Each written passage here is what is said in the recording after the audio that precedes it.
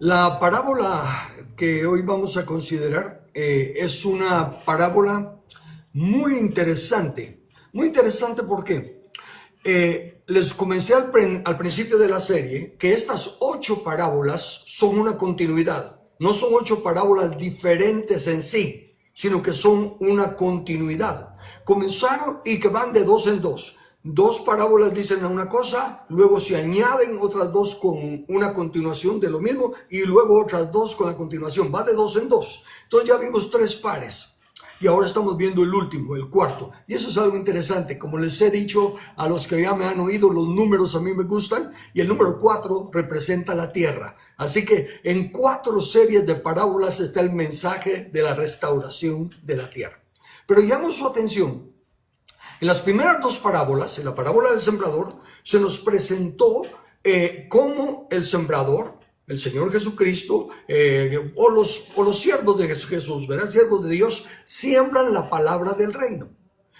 Y cómo la reacción de los corazones que reciben la palabra. Otra vez que hubo 4 manifestaciones de diferentes reacciones a la palabra de Dios.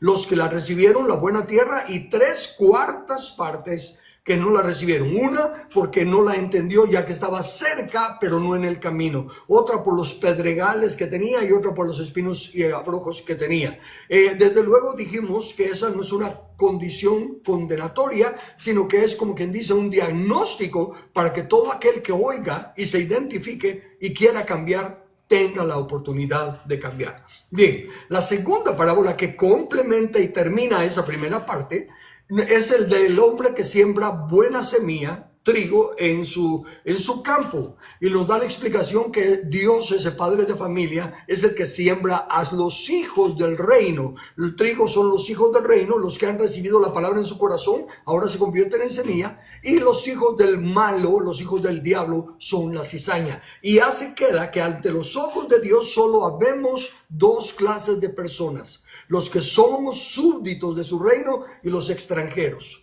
¿Y qué hace la diferencia? ¿Quién es el súbdito? ¿Quién es el extranjero? No es la denominación religiosa, no es las buenas obras, no es nada de eso. Es quienes obedecen las leyes del reino, quienes obedecen las leyes de la palabra de Dios, que es la única que gobierna. Entonces, con eso, las siguientes 2 parábolas pasan a explicarnos, escúcheme bien, el estado actual del reino de Dios.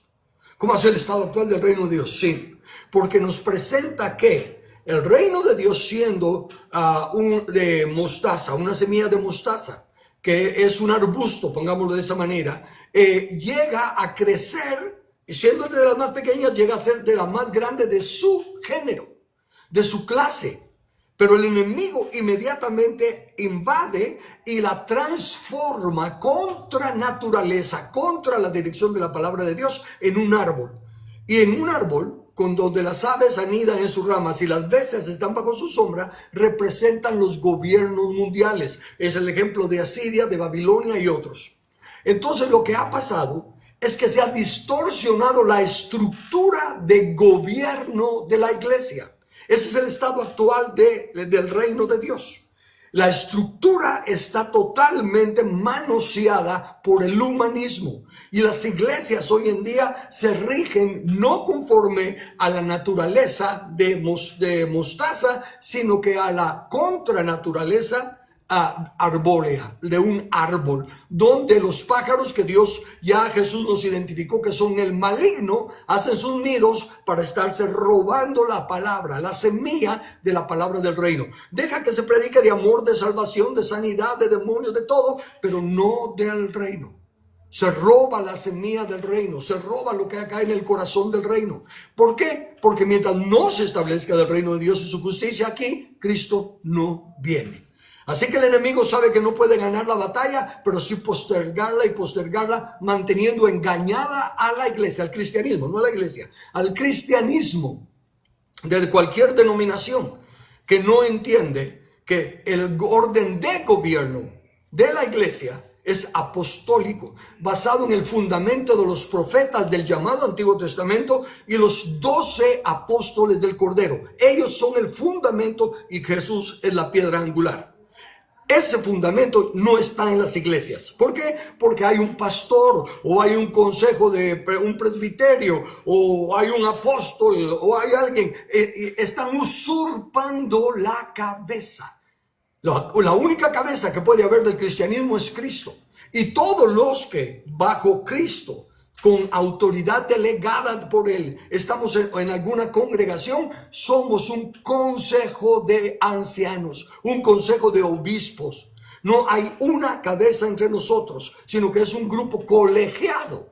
Porque Dios no delega su autoridad a una sola persona en nada, ni en la familia, ni en la iglesia, ni en el gobierno civil. Siempre es a un grupo. El único que es autoridad absoluta y soberano es Dios. Él es el único. Todo lo demás tiene que ser delegado. Bien, entonces la primera parábola nos muestra el ataque del enemigo a la estructura de la iglesia.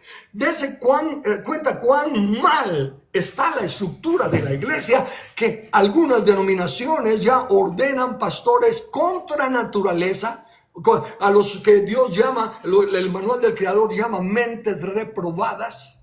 Y porque no usan raciocinio y están totalmente fuera de sí, no tienen nada de entendimiento de lo que es la justicia y la verdad, y hay congregaciones, denominaciones que ya los reciben. Eso totalmente fuera del orden de Dios. Están oyendo a doctrinas de demonios, porque en ese árbol las aves del maligno, tal como dice Jesús, son las que están inspirando a los que son la cabeza, a los que están usurpando la autoridad de Cristo, y entonces ellos están enseñando doctrinas de demonios. Por eso es que permiten que abominaciones, que la Biblia llama abominaciones, se quieran aceptar como naturales, y que hasta tengan la osadía de decir que son ministros representantes de Dios cuando realmente están sirviendo al diablo. Eso es el orden, eso es la condición en la que está la iglesia actual hoy en día. El orden de gobierno de la iglesia está mal. La estructura de gobierno de la iglesia está mal. Y la otra parábola es la de la mostaza, la levadura.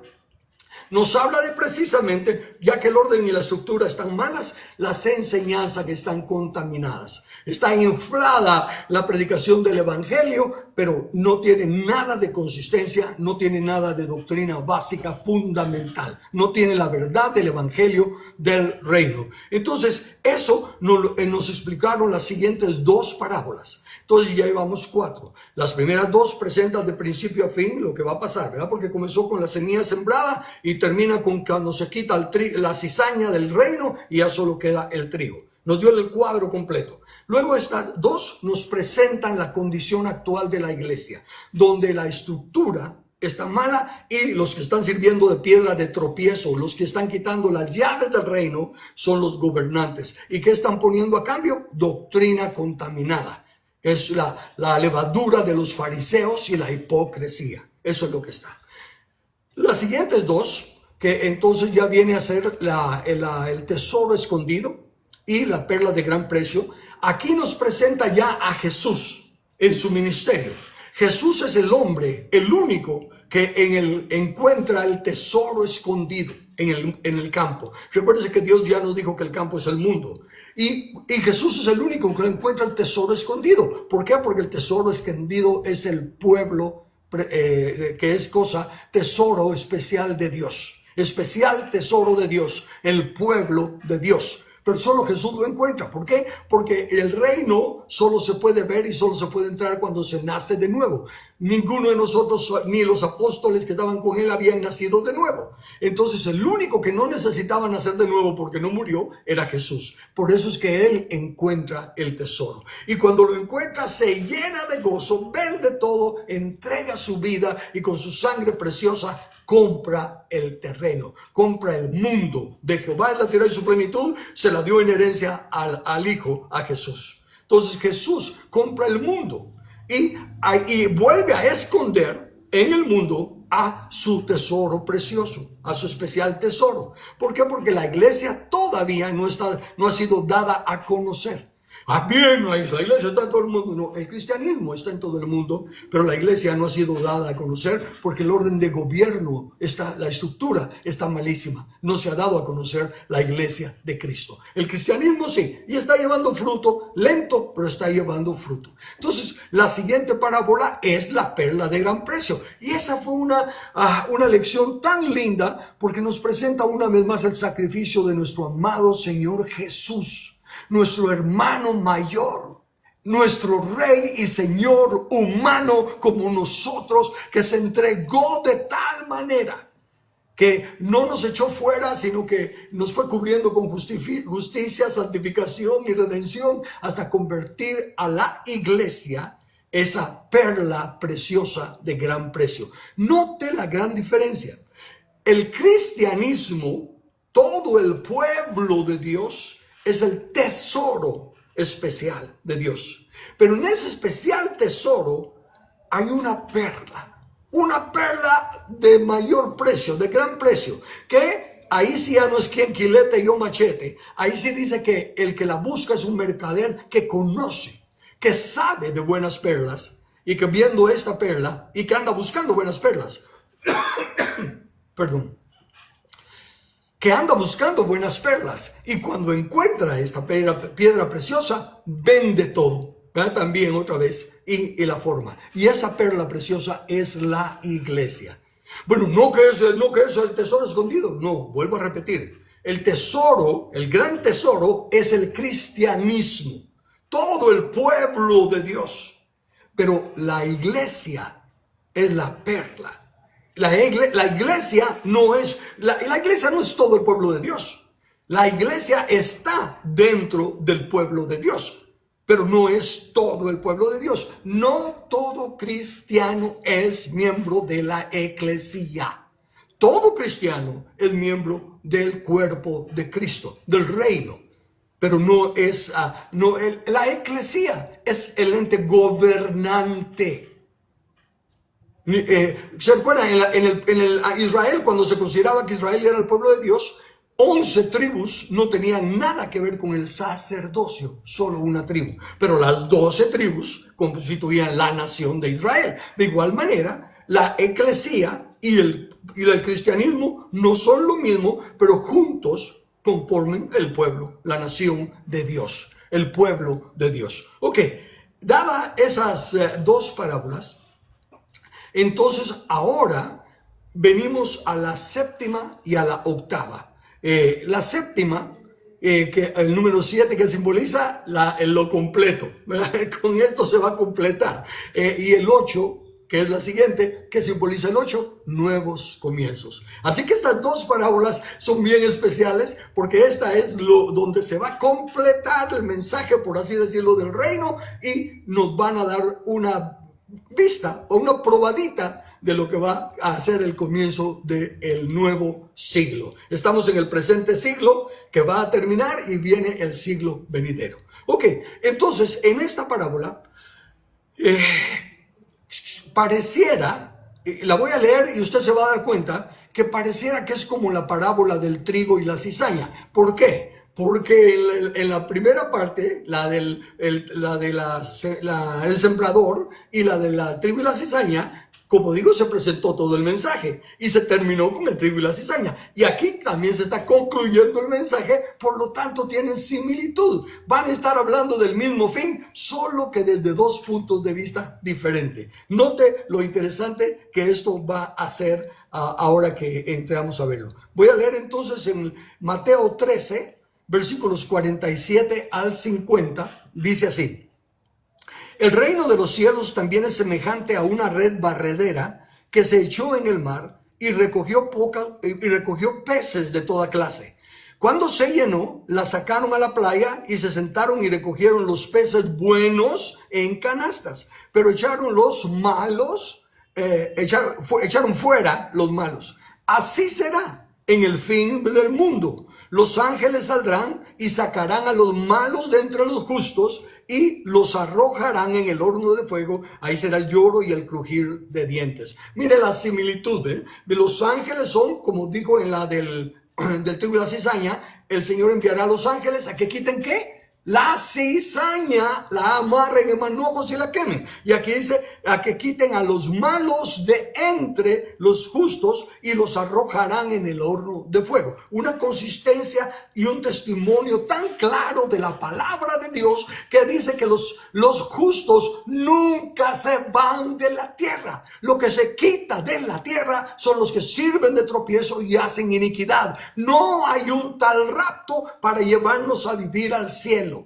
Eso no existe. Es parte de la doctrina que las aves en los nidos de esta estructura incorrecta que tenemos en la iglesia han permitido todas esas falsedades influenciadas por demonios para mantenernos alejados de nuestra responsabilidad actual. Y esta parábola empieza a decirnos qué es lo que tenemos que hacer en nuestros tiempos. Aquí está, como quien dice, esta es la orden de por tanto id y hacer discípulos a las naciones. Esta parábola representa eso. Entonces ahora, como el fin de esta suena mucho como la del trigo y la cizaña, que ya le expliqué, que es porque ambas están hablando del mismo tiempo.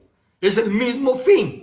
Solo que esta nos va a presentar otros elementos que no presentan la parábola del trigo y la cizaña. Así que quiero comenzar por el fin. Voy a dejar la explicación de lo que es la red barredera para el mañana, pero hoy quiero ir a que capten, porque la enseñanza esta que ahorita vamos a leer, y les suplico, como siempre, les suplico, oiga lo que leo. No esté con el escudo ya de que va a defender su doctrina. No tiene que defenderla. Yo no voy a enseñarle una doctrina nueva. Solo le voy a leer en español, usando el raciocinio, respetando la gramática. Si eso no le convence, yo tampoco voy a tratar de convencerlo, porque si eso no le convence, mucho menos yo. Así que voy a irme a la parte final de esta parábola. Y quiero aclarar una cosa. Fíjese, en la parábola del trigo y la cizaña, que está en Mateo 13, en el versículo 41 dice, dice así, en nuestra Biblia en español, al menos en la Reina Valera 1960, que es la que yo estoy leyendo, dice así, que quitará a todos los que sirven de tropiezo y a los que hacen iniquidad. ¿Qué le estoy enfatizando? Los. ¿Por qué? Porque en el original esta palabra no es los, esta palabra es lo, nada más. Y aquí entonces dice que vendrán los ángeles y quitarán del reino de Dios a todo lo que sirve de tropiezo y a los, ahí se encaja los que hacen iniquidad. Es importante la diferencia. ¿Por qué? Lo primero, todo lo que sirve de tropiezo. El más grande tropiezo que tenemos hoy en día es la estructura gubernamental de la iglesia, del cristianismo. Como hay tantas cabezas, unos luteranos, otros metodistas, otros bautistas, otros pentecostales, otros independientes, otros, abundan las cabezas y cada una tiene sus reglas, sus normas, sus procesos, sus formas de llevar adelante el cristianismo. Y entonces eso sirve de tropiezo. Ese es un gran tropiezo y por eso se burlan, ¿verdad?, de que nosotros tenemos más papas que el catolicismo. El catolicismo tiene un papa que también está mal porque está usurpando la cabeza. La cabeza es Cristo Jesús. No es ningún papa, no es ningún apóstol, no es ningún anciano, no es ningún pastor, no es ningún obispo, no es ningún ministro. Nadie es la cabeza. Cristo Jesús es la cabeza. Todos los demás que tengamos la dicha de ministrar en su nombre, con su autoridad delegada, siempre y cuando nosotros mismos estemos bajo autoridad. Esa es la gran diferencia entre Jesús y nosotros. Jesús, siendo la cabeza, no tiene a nadie sobre él. Nosotros, aunque seamos mayores en edad, aunque sepamos mucho más Biblia que otros, en fin, pónganle todos los méritos y cosas lindas que quiera, pero ninguno de nosotros califica para ser cabeza en el reino de Dios. Todos somos parte del cuerpo. Todos tenemos que estar bajo autoridad. Si no tenemos a quien rendir cuentas, no estamos en el orden de gobierno de Dios. Dios no tiene, escuché a un hermano que dice, lo oí, no puedo ahorita repetir, pero dice, ¿verdad? Que no tenemos, los miembros del cuerpo, que somos miembros del cuerpo si somos brazos, pero que Dios no tiene prótesis, ¿verdad? O sea, o somos miembros del cuerpo ligados al cuerpo, o tenemos la apariencia y la forma y hasta más fuerza, ¿verdad? El hombre biónico, pero no se es del cuerpo. Entonces, insisto, el problema número uno, el tropiezo más grande que tenemos hoy en día es el no querer aceptar. Lo que claramente dice, se lo pongo fácil, se lo releo rápido. Y usando ¿qué? El sentido común, pero más que el sentido común, el raciocinio. Jesús es el que dice, toda potestad me es dada. ¿Quién tiene autoridad? Potestad, solo Jesús. Él la delega ¿a quiénes? A sus 12 apóstoles. Por eso se les llama los apóstoles del Cordero. Los únicos que, ahora que Jesús se fue, los únicos que quedaron con autoridad legítima, delegada, fueron los apóstoles. Y ellos, a su vez, establecieron en cada iglesia local ancianos en plural, obispos en plural. Y entonces la autoridad sobre la iglesia local no la tiene ninguna convención de evangélicos de estos y del otro. La única autoridad de la iglesia local son los ancianos. ¿Por qué? Porque ellos son los que han de rendir cuenta por las almas de las personas que están en esa congregación. Y si ellos son los que van a rendir cuenta por las almas, Dios le da la autoridad al que le da la responsabilidad. ¿Acaso todas esas grandes organizaciones, todas esas alianzas y todas esas cosas, acaso ellos van a rendir cuenta por las almas de la persona de la iglesia local, en nuestra congregación? ¿A quién le van a pedir cuenta de lo que esté pasando con las almas de nuestra congregación? A nosotros, a los ancianos. Entonces, ¿quiénes somos los que tenemos que tener la autoridad para decidir que sí les damos de comer y que no? Que sí les enseñamos y que no. Nosotros, porque somos los que vamos a dar cuenta. No hay un grupo apostólico, no hay un grupo de ministerio quíntuple. Nadie tiene autoridad en la iglesia local, solo los ancianos. Pero Jesús dijo, estableceré a apóstoles, profetas, evangelistas, pastores y maestros para equipar a los santos para la obra del ministerio. Sí, estoy 100% de acuerdo y sí. Como ministerio quíntuple establecido por Cristo, se tiene autoridad y responsabilidad también para ir a todas las congregaciones en todo el mundo y enseñar, equipar a los santos, asegurándonos de esa manera que en todo el mundo se está enseñando la misma doctrina, que es la doctrina de los apóstoles. Porque esa es la única que nos ha sido delegada. ¿Ven? Pero esos ministros, yo soy uno de ellos, soy reconocido en el cuerpo de Cristo como maestro. Pero en mi congregación local, yo soy uno de los 4 ancianos que gobernamos a la iglesia. Y no soy el que preside tampoco. El hecho de que tenga la dicha, la misericordia de ser reconocido maestro, no me hace cabeza. Soy uno de los 4, sujeto a los otros 3. Tienen toda la autoridad de jalarme las orejas, de decirme eso está malo, eso está bueno. De hecho, cuando yo escribo un libro, primero lo someto al consejo, a que lo lea y que mire si no estoy saliéndome por la tangente o si estoy diciendo algo equivocado.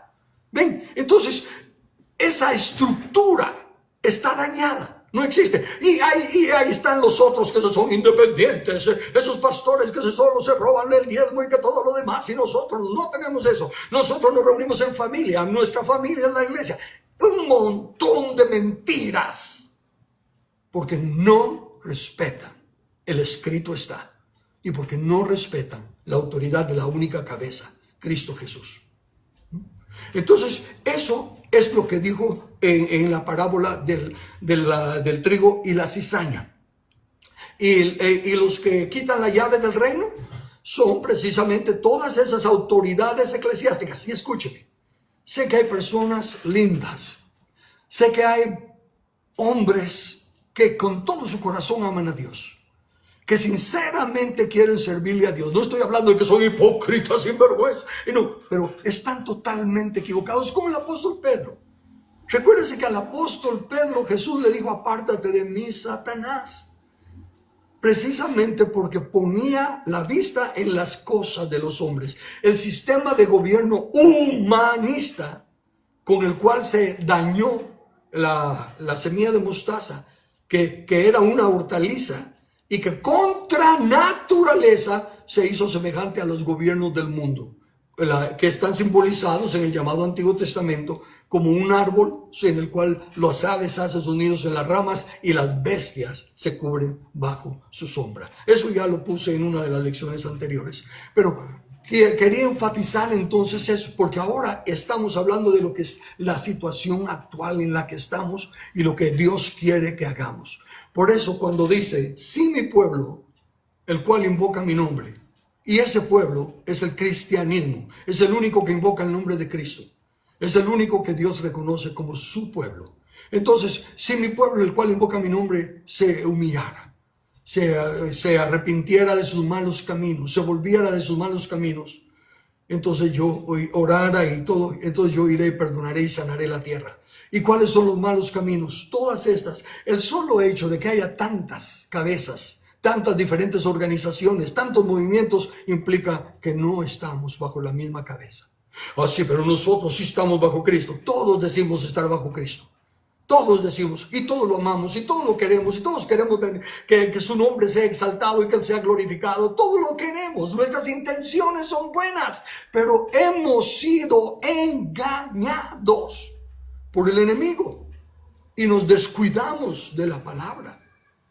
Por eso es que ahora, al regresar a la palabra, o sea, a volvernos al camino de Dios, que es justicia y juicio, tenemos que entender que cuando Jesús dice que no tiene cuerpo donde recostar su cabeza, no se refiere a cama ni nada de eso, se refiere a que no estamos trabajando como el cuerpo de Cristo.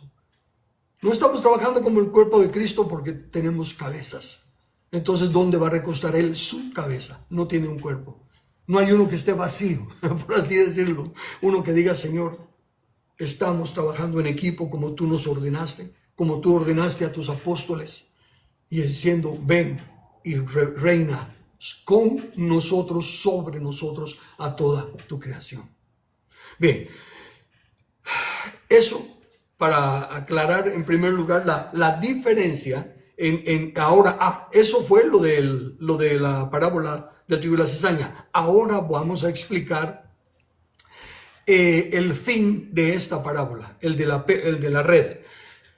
Esta habla diferente. Fíjense que en esta no habla de separar el trigo y cizaña. Es igual que el trigo y la cizaña, solo que aquí dice que las llevan hasta la playa y las sacan, y entonces separan a lo malo de lo bueno. Ok, pareciera que es lo mismo, pero es visto desde otra parte. ¿Por qué?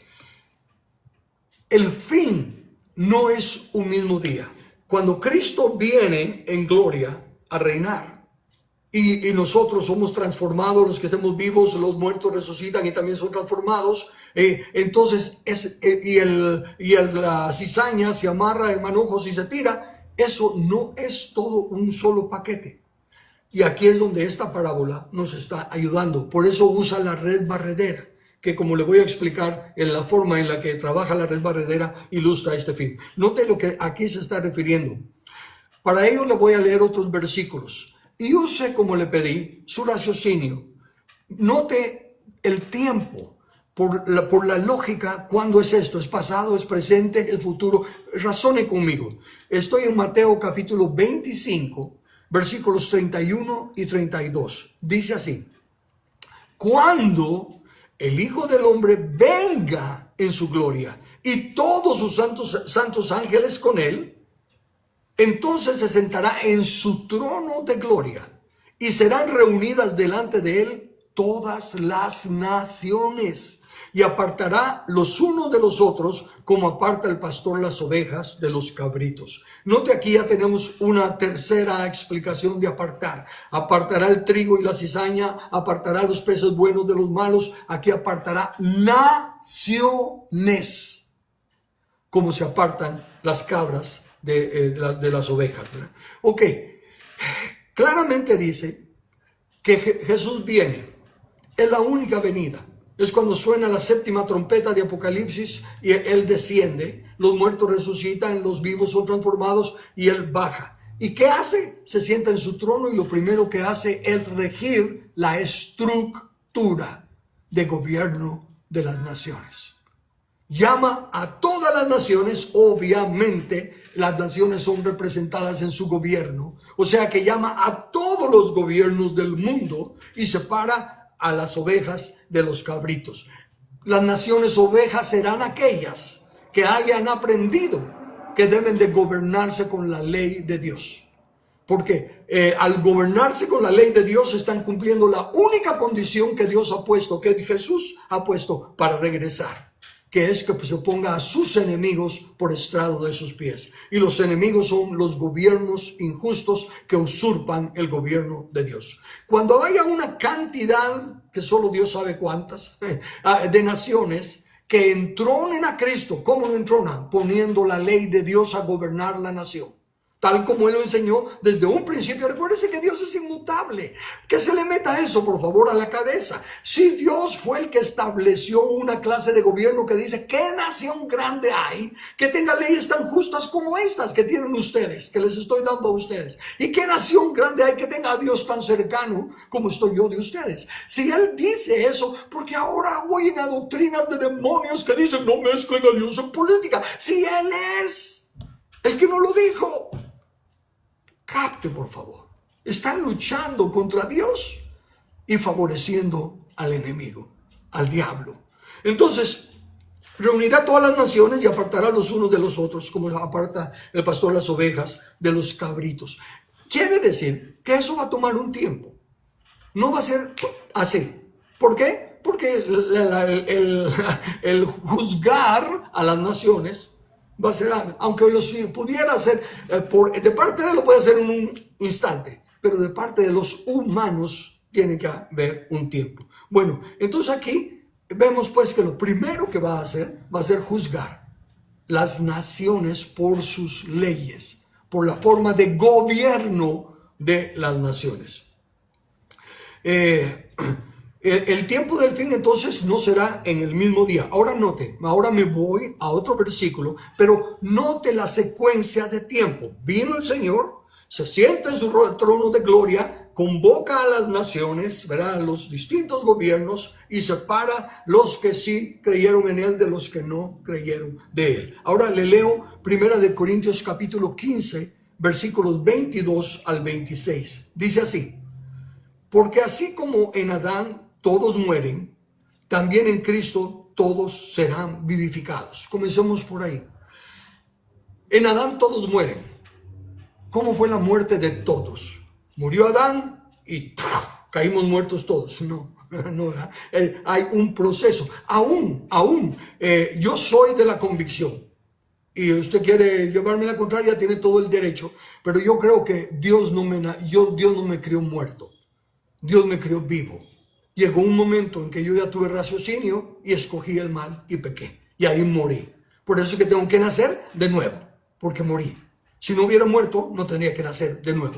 Y digo que es así porque Jesús dijo, dejad a los niños venir a mí y no se los impidáis, porque de los tales es el reino de Dios. Yo no creo que entonces Jesús iba a decir que de muertos es el reino de Dios. Bien, entonces la muerte de Adán no fue así, no morimos todos, fue una circunstancia gradual. Ok, de igual manera, así como en Adán todos mueren, también en Cristo todos serán vivificados. No va a ser una vivificación así. También va a tener que tener un proceso. Porque recuérdese que sí, son unas cuantas naciones las que entronan al rey porque han respetado su ley y todo lo demás. En las otras naciones, y aún en las mismas que entronen las leyes de Dios, no significa que todos los ciudadanos se convirtieron en cristianos. que la nación va a ser bendecida y todo porque se volvieron los gobernantes. Entonces Dios va a sanar la tierra y aún los incrédulos van a recibir el beneficio. Pero ellos también van a tener que tener un juicio de por qué no quisieron creer. Y también habrán niños. Habrán otros que han nacido que tampoco han tenido la oportunidad de escoger si se recibían a Cristo o no. O sea que las circunstancias varían, pero el punto es, no es un juicio así en el mismo día. Le voy a seguir leyendo para que se dé cuenta. Así como en Adán todos mueren, también en Cristo todos serán vivificados. Pero cada uno en su debido orden. Dios es un Dios de orden. Y note ahora paso a paso el orden que Él pone en las Escrituras, en su debido orden. Cristo, las primicias. El primero que resucitó para nunca más morir y que resucitó para tener un cuerpo glorificado es Cristo Jesús. Por eso es que Él es las primicias. Sí, Lázaro y tantos otros y en el llamado Antiguo Testamento también resucitaron, pero volvieron a morir y no fueron transformados. Cristo es el primero en volver a vivir para nunca más morir con un cuerpo glorificado. Entonces, primero, Cristo las primicias. Luego, los que son de Cristo en su venida. Ok, solo en eso pare y piense. ¿Cuánto tiempo hace que Cristo se fue? Más de 2024 años. Vamos para el 2025. Y Él fue el primogénito de las Escrituras. Y luego seguimos. Los que estemos muertos o estemos vivos, pero que estamos esperando su venida, y entonces seremos resucitados y seremos glorificados. Mire el lapso de tiempo que ha pasado solo entre esas dos declaraciones: Cristo las premisas y luego nosotros. Pero no es en el mismo día, ¿no? Mire todo el tiempo que ha pasado. Sigo leyendo, pero ya espero que ya está captando lo que estoy tratando de decirle. Y luego, los que son de Cristo en su venida. Y la tercera parte, que será el fin, dice así, luego el fin. Ok, primero Cristo, que es las primicias. Después los que son de Cristo en su venida y luego el fin. ¿Cuándo será el fin? ¿En cuándo? Venga. No. Así como hay un tiempo entre Cristo las primicias y luego los que son de Cristo, también hay un tiempo entre luego los que son de Cristo y luego el fin. ¿Por qué? Porque dice así, luego el fin, ¿cuándo? Y ahorita tenemos que oír ¿cuándo? Cuando entregue el reino al Dios y Padre. ¿Y cuándo le va a entregar el reino al Dios y Padre? Recuérdense que Él viene, se sienta en su trono. Hay naciones ovejas y hay naciones cabritos. Todavía no le puede entregar el reino al Padre. Primero tiene que regir las naciones con vara de hierro, como está profetizado y como está repetido en Apocalipsis. Dice, ¿y cuándo entrega el reino al Dios y Padre? ¿Y cuándo será eso? Aquí hay otro cuándo. Cuando haya suprimido todo dominio, toda autoridad y toda potencia. Ahí está. Cuando ya haya hecho eso, porque aún en su venida todavía no está hecho, porque preciso es que Él reine hasta que haya puesto a todos sus enemigos debajo de sus pies, y el postrer enemigo que será destruido es la muerte. Por lo tanto, en esta parábola de la red, se aclara que después de llegar a su destino final, el barco, ya se recogerán los peces individuales. Los malos serán echados fuera y los buenos serán puestos en canastas. O sea, las personas en Cristo se separarán. Eso es lo que nos está hablando esta parábola. Y mañana, como le digo, voy a dedicarme a cómo lo hace la red. Pero ahorita quería aclararle, pues, la diferencia entre el trigo y la cizaña. Se arranca la cizaña, se amarra y se quema. Y el proceso, cómo va a ser, que tiene etapas, porque no tendría razón que Jesús regresara y que todavía hubiera oportunidad de predicar el evangelio. Ahora sí, ya todos creerían, pero ya no vale, porque hay que decidir si se reconoce a Jesús como Rey y Señor ahorita que no está, porque una vez que Él venga y ya no esté en el cuerpo de carne, ya se cierra la puerta. Bueno, se cierra la puerta al menos para los que ya han tenido raciocinio y pudieron haber escogido y no lo hicieron.